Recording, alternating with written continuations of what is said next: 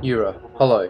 My name is Isiah Hippisley, a proud Pita man, and I pay my respects to the ancestors, elders, past, present, and emerging, who strengthens and guides us, continually nurtures us, and inspires us to be future custodians of this land. Now sit back, enjoy, and why don't you listen on into a bit of a yarn.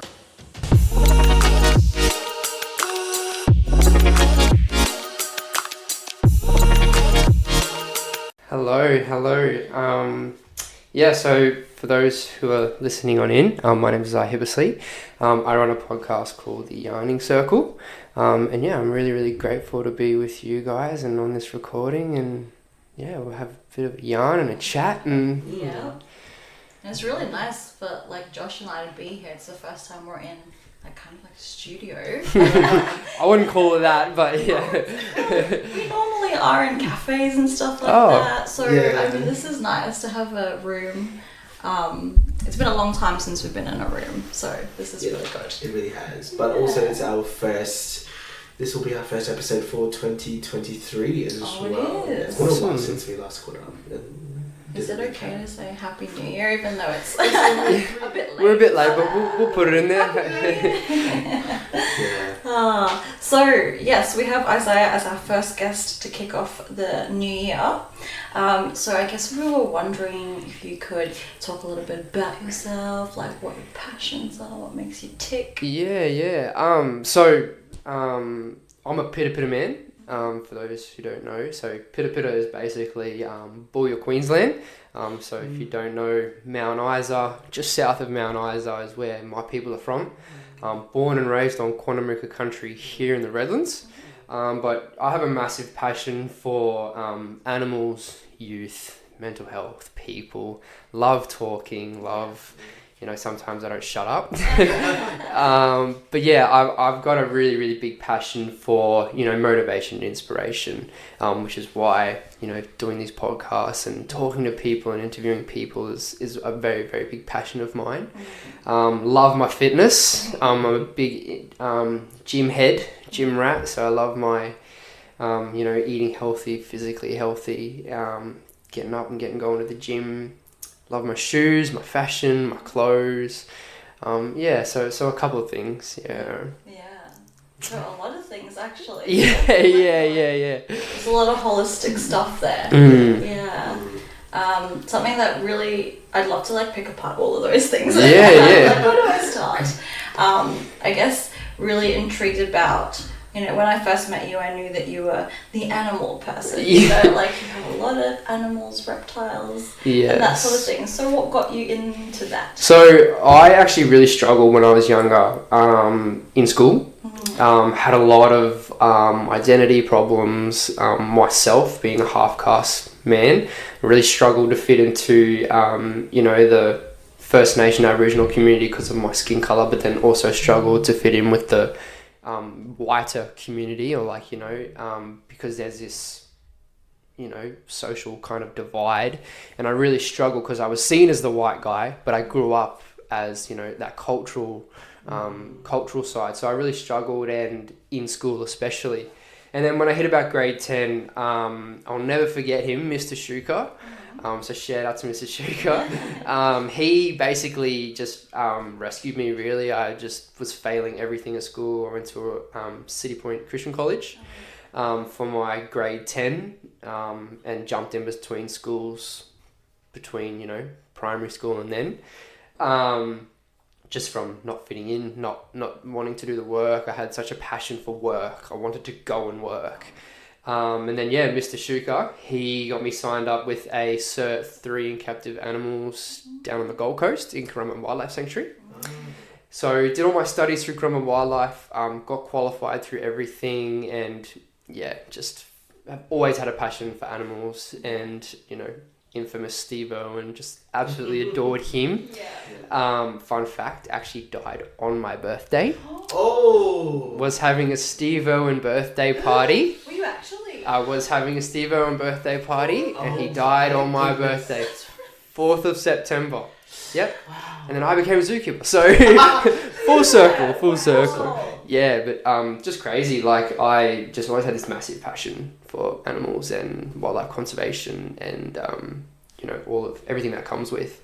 And then so I was working at Coromba Wildlife Sanctuary, and then COVID hit and it just went completely haywire, and I was like, you know what, I'm going to develop my own business called Deadly Keeper, which I still run, which is basically animal exhibiting, mobile animal exhibiting, going to youth centres, churches, juvie centres, and being able to take my animals to site to have almost like an animal therapy, and to be able to handle and interact with, a young youth and mentor them. But then it was a really cool thing because I've got such a massive passion for my culture and I'm a big advocate for my culture. I got to tie that into it as well. Yeah. So, like bringing a totem to an area. So a totem is basically that area's animal. It's very sacred. So for me, for Pitapita, we're emu.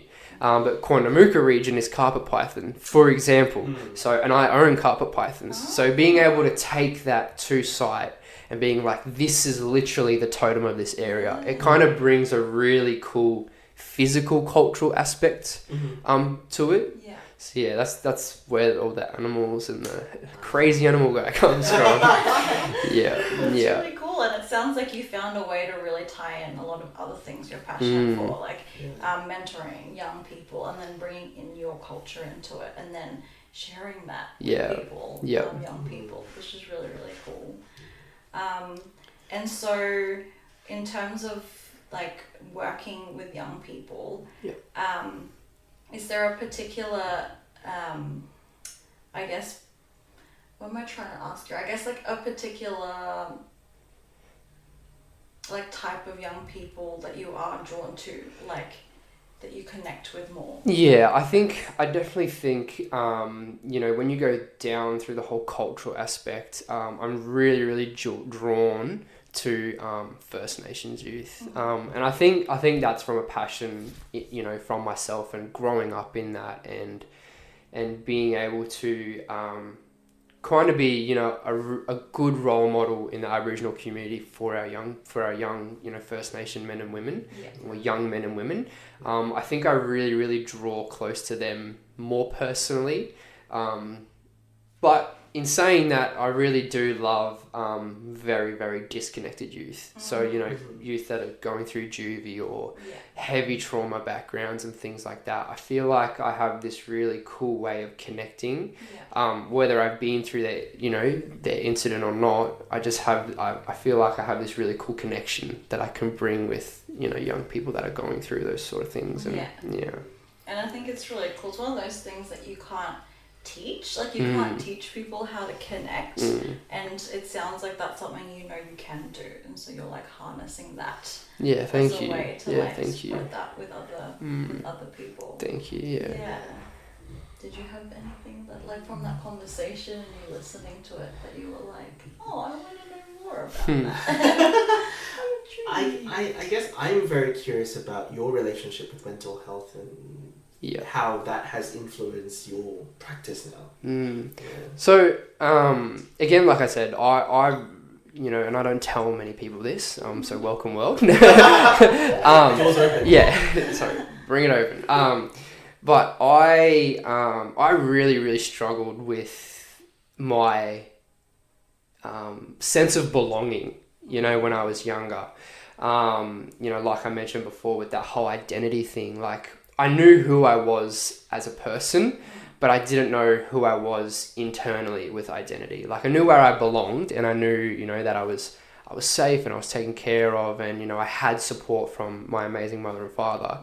But socially, it's kind of different, you know what I mean? So, like, I really, really struggled with that, and I kind of felt like I never really fit in anywhere. Like, I had a lot of friends and I had a lot of people, but I never had like that insanely close one-on-one friend for life, that a lot of people do have. Like, I remember going around school when I was younger and going, like, at lunch breaks, I'd go to every single friend group because I knew everyone and I was friendly, but I never had that kind of really, really tight connection with people because I personally felt like I never connected because I wasn't in that space. Do you know what I mean? So, like, and I really, really struggle with that, and that really toyed with me for a long time, because I was like, you know, do I fit in this community? Do I fit in that community? Do I fit in with this group of people? And I kind of was searching. I've been searching for a really long time to find that group or that friend or everything. And I've really come to a point now, especially in my life, where I've made myself so independent that I'm happy and I'm kind of content with the fact that I don't have to have that. And I feel like I don't have to go searching to find a place of belonging. I found belonging in myself and in my spirit and in my heart. And I really, and, you know, like, even, you know, with my lovely partner now, you know, like, she's my best friend, you know, and I feel like I'm really locked in, and I feel like I'm really, you know, my identity is starting to really flourish, and I'm grabbing my strengths and I'm going, you know, this works, this doesn't work. And that is just, that gives me chills, because it reminds me of speaking to a young person this week about that very thing. Like, I noticed them being like, people are whispering about me, and, you know, she was very, very much stressed about how other people thought of her. And that thing in the back of my head was like, how do we then talk about self-worth and like uplifting her as an individual? And it just sounds like that's what you managed to do for yourself. Yeah, no, definitely. You figured out, like, if I can be strong in myself, then it technically, like, doesn't matter what other people think of you, because you like love yourself. And I think that's something that, you know, the world and young people need to learn. Like, especially in today's era, like, you know, you jump on social media and there's, you know, all of these, you know, people that everyone wants to be like. And I do it myself, you know, like, I have moments where I'm like, oh man, why don't I look like that guy? You know, like, I train 6 times a week and I eat healthy and all this rah-rah, but how come I don't look like him, you know? And then I really got to bring myself back. And that's something that, you know, I love mentoring youth about. Is like, you got to love yourself. Like, and I was talking about this on my last interview, is that the times you grow personally and the times that you know, mentally grow, and that is when you are by yourself. And when you only have your own thoughts, and it's you in a room and you're with yourself in your brain. And, you know, if you can learn to harness that and control that, there's something beautiful that comes out of that.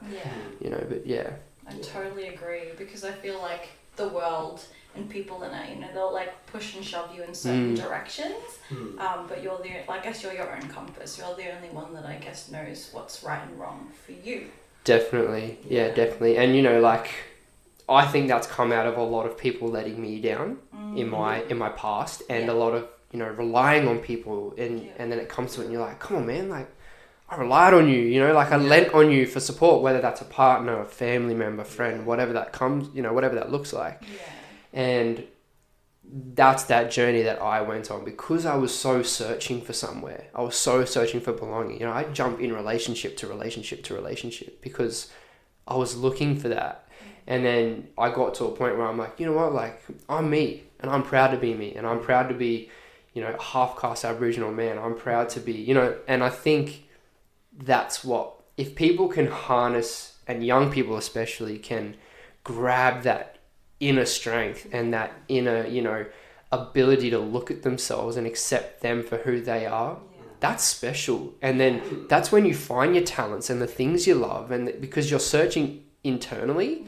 It's not, oh, I'm just going to go play basketball because all my mates play basketball, or I'm just going to go join, you know, league because all of my mates play league. Like, you know, I know a guy that just signed, you know, really high up in NRL, and his passion is art.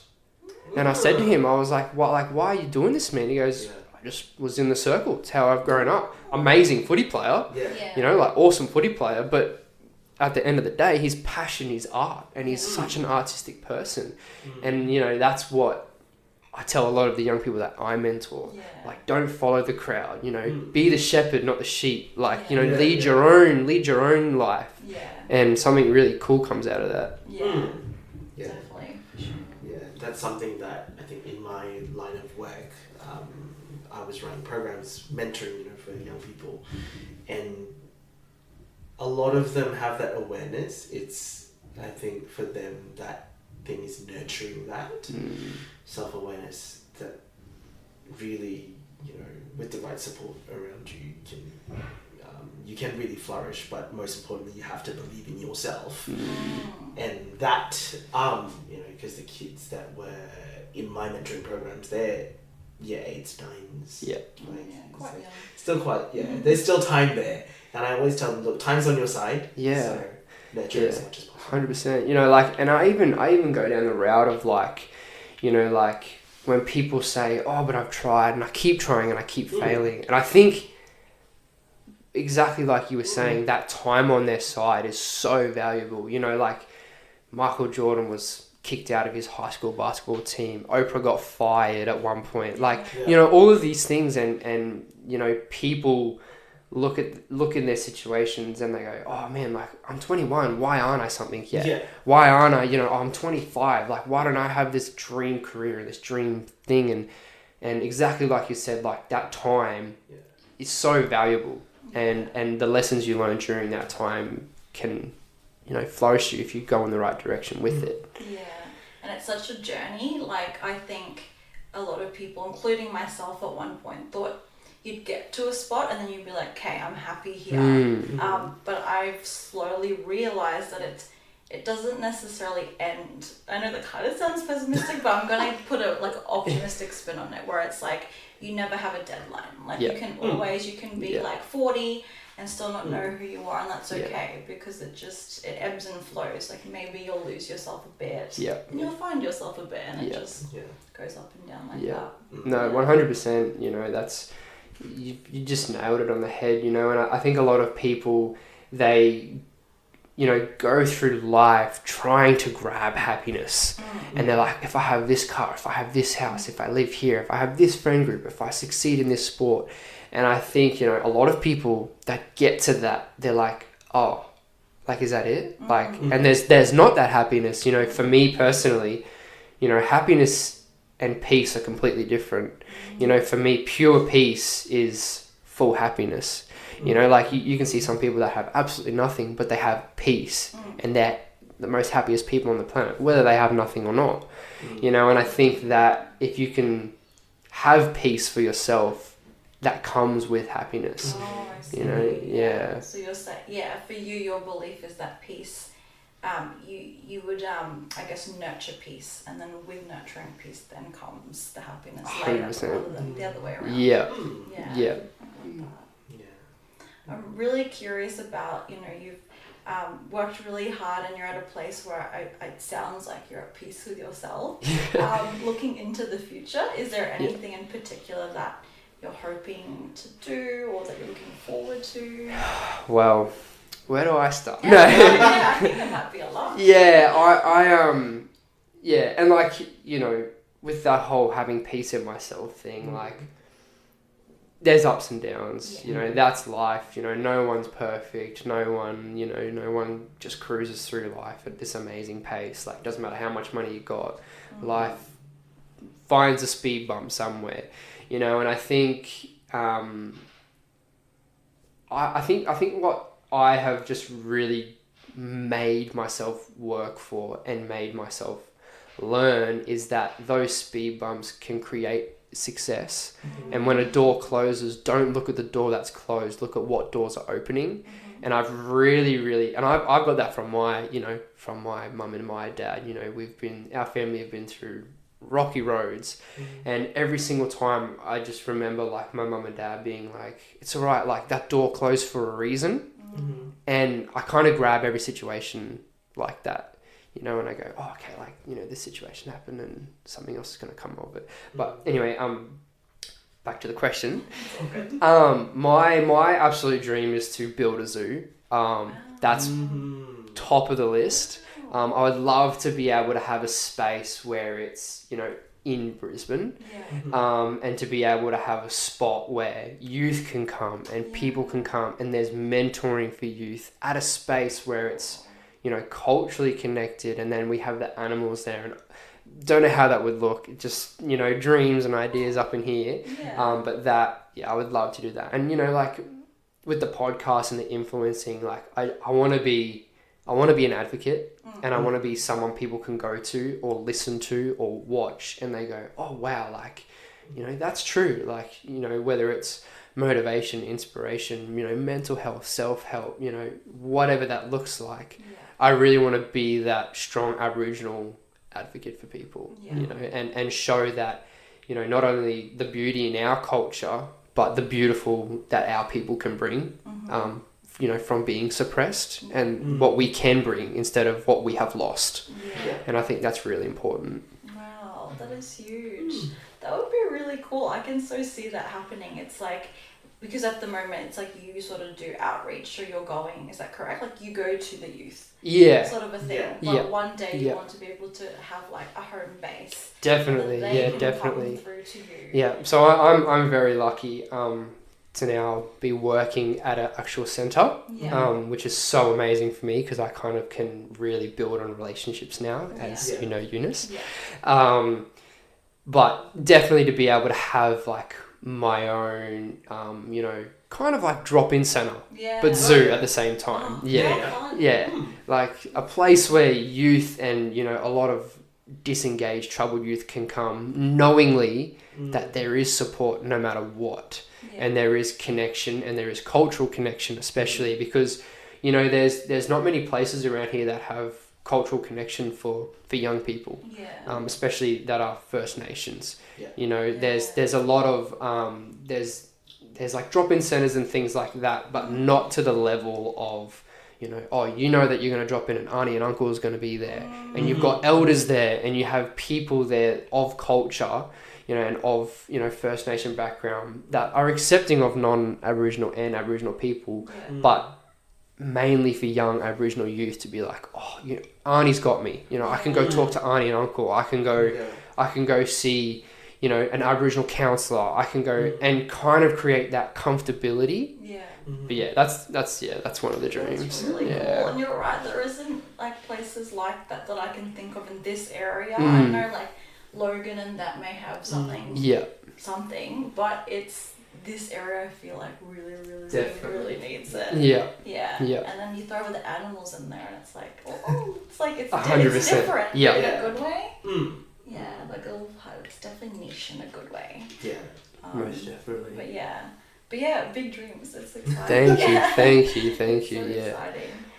How are things going because you're talking about wanting to like with your influence space, reach out to young people, the ones that might not be able to come in person, using the internet and that for that sort of stuff. Mm-hmm. So how are things going in that influence space for you at the moment? Yeah, good. So I'm really pushing the fitness side of stuff on my personal, Instagrams and Facebooks and things like that, because I love that area, and at the moment especially really pushing that Aboriginal fitness influencer, trying to really plug that through Instagram and social medias and things, and it is getting there. Like I'm slowly getting more views and people asking more questions and commenting more things, and people even coming up with ideas for videos and things like that, like slowly coming up with this come up on the social media side of stuff. But I really want to be able to grab people that have influence, that are listening to these podcasts and are listening to events that we run, and kind of can be able to reach out and say, hey, I want to connect with you. I've seen what you're doing. We really want to get you on our, podcast or do something for social media for us to really plug the influence side of stuff for our Aboriginal youth and non-Aboriginal youth as well, But yeah, I really want to try and become that kind of advocate social media wise, and yeah. Yeah, cool. That's really cool. I hugely relate to, I know I'm going back a little bit to the whole being a young person and not knowing where you belong, and I think that I can really see how that's now influenced who you are now, because it's like you're almost wanting to help younger you, kind of a thing. Pretty much, yeah. Yeah. And I think that, like, and I know a lot of people in the space are very, very much like that. Yeah. Every youth worker that I've spoken to, every counsellor, every in this industry especially, they have been through something in their lifetime that is either, you know, very heavy, and that they struggled with, and they want to be able to give back, you know, and that's something that, you know, I love doing, is giving back, and, you know, being so blessed and so lucky to be in the position I am. You know, a lot of people have it really hard. A lot of people, and a lot of people are blind to that as well. You know, a lot of people that I know personally, you know, complain and kind of do this pick me, you know, thing through life. And then, you know, when we're in our space, it's like, wow, like we've got young 14-year-olds that are going through so much trauma at home that struggle to get to school. You know, and then there's like me that had the opportunity to go down to Currumbin Wildlife Sanctuary and do a zookeeping cert and be in this beautiful home and drive a beautiful car and have an amazing job and all of these things, like those little blessings in life. And being able to give that back is, I think, really important and really, really needed as well. It definitely does put things into perspective, and I think that's so beautiful about like the industry and the space that we work in. Definitely. Is that we are so, I guess, lucky to be experiencing and seeing the stories of these young people that I guess like like an accountant or something might not get to experience that. And it's just really beautiful. Yeah, definitely. I think it is such a privilege for us to work in this space. I know that, you know, we have friends of ours that work, you know, in counselling as well, and they love working with young people because it's such a motivation when you get to see those sorts of successes. Definitely. Especially like, you know, you've seen those successes in your work. I've seen them in mine, and I'm sure you've seen them in yours. So, you know, it's really incredible to see that change happen. Definitely. And you know that there's more change that's going to happen. You know, for me, like, I don't get to see my kids once the program's done. That's it. I say goodbye to that particular school for that year. So it's like I leave them with all of my hopes that they're going to continue that work. So, you know, it is such an incredible privilege to work in this space. I'm not sure I would have chosen anywhere else to work with, to be honest. So, I think it's really cool as well, like, you know, exactly like you're talking about, the wins and the losses. And I think that puts a massive perspective on it for people that are in this industry. You know, there's this whole stigma around, oh, they're the run amok kids, and, you know, they're the ones that don't listen. And it's like, no, they're the ones that just need that extra hour of support, or that extra comfortability, or that, you know, that one conversation of, I'm proud of you, man, like, awesome. And you watch it, you see it, and I know you guys have seen it, where, you know, young people are so not, especially disengaged young people in this space, they're so not used to that because there is so much trauma and there is so much disconnect that, you know, that one, oh, awesome, good job, man, or hey, are you alright? Like, do you want to have a chat? That changes their life.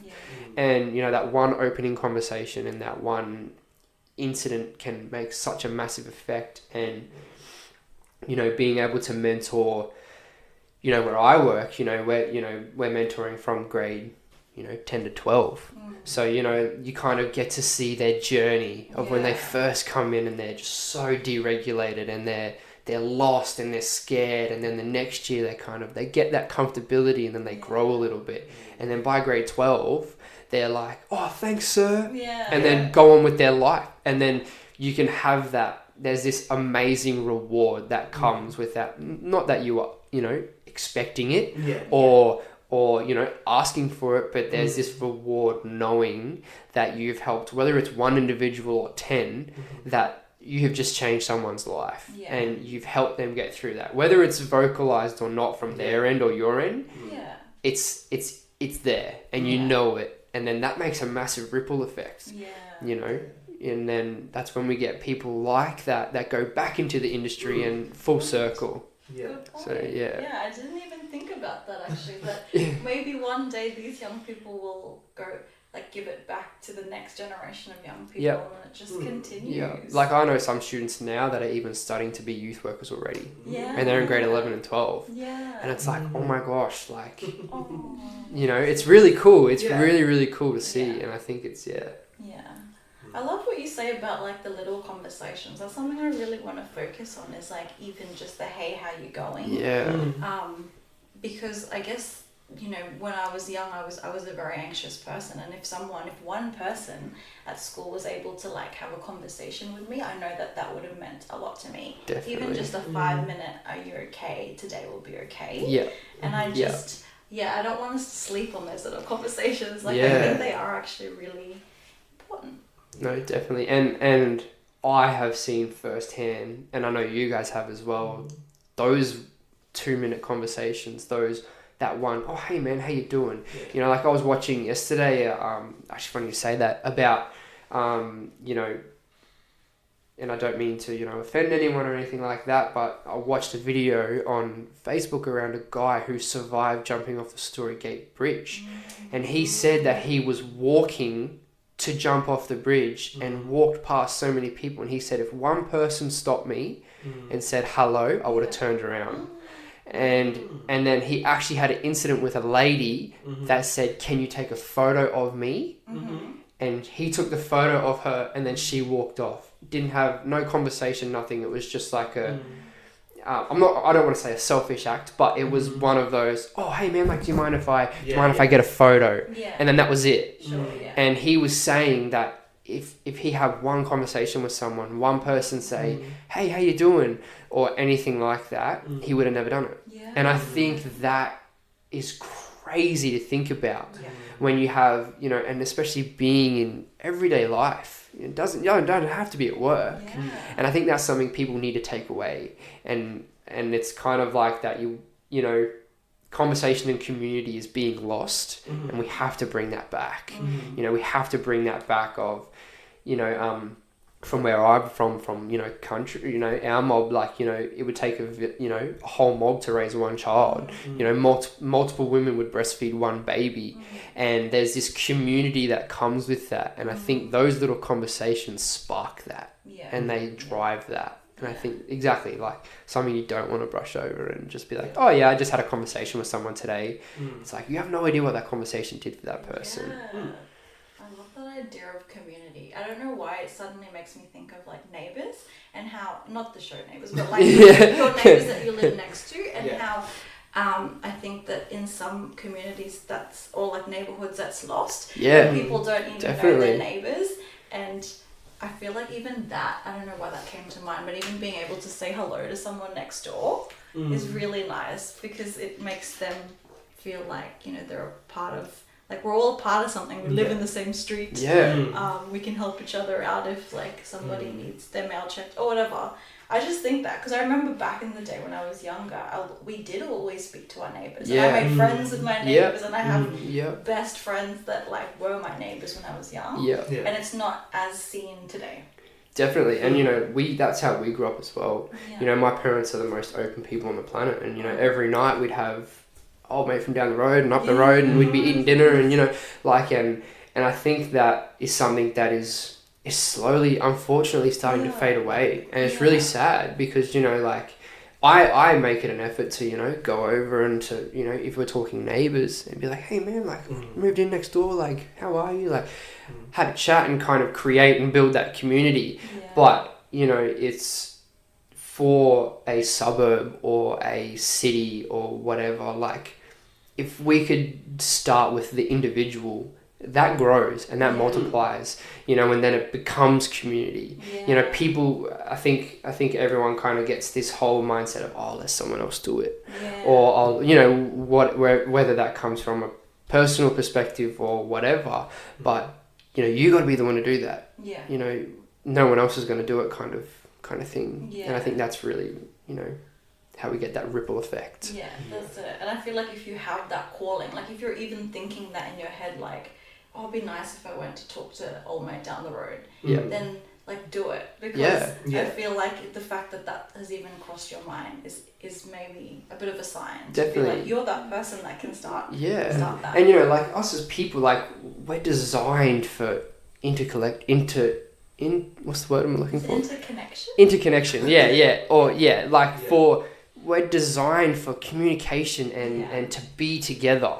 That's why it's so important. And I've had so many incidences where that crosses my mind and I'm like, oh my God, like I have to go talk to that person. There's no reason and there's no whatever, but and me for myself being able to build my confidence up and to be able to do that, like my last podcast that I interview that I've done recently, that's how this guy walked into the gym and he was unfortunately really struggled with his walking and his hips and I was just flat that day and I was like, wow, if someone can walk in like that and I'm the way I am, like, I'm lucky. And it motivated me and I was like, I have to go talk to him. So for those who are listening, go listen to that. Please, which is a really awesome interview and he's a really awesome dude. But yeah, like, exactly like you were saying, those tiny little conversations are really important. Thank you for everybody to listening on into the Yarning Circle, and make sure to share, comment, subscribe and like. And if you're wanting to watch the visual side of this podcast, make sure to hit Isiah.Hippisley at youtube.com.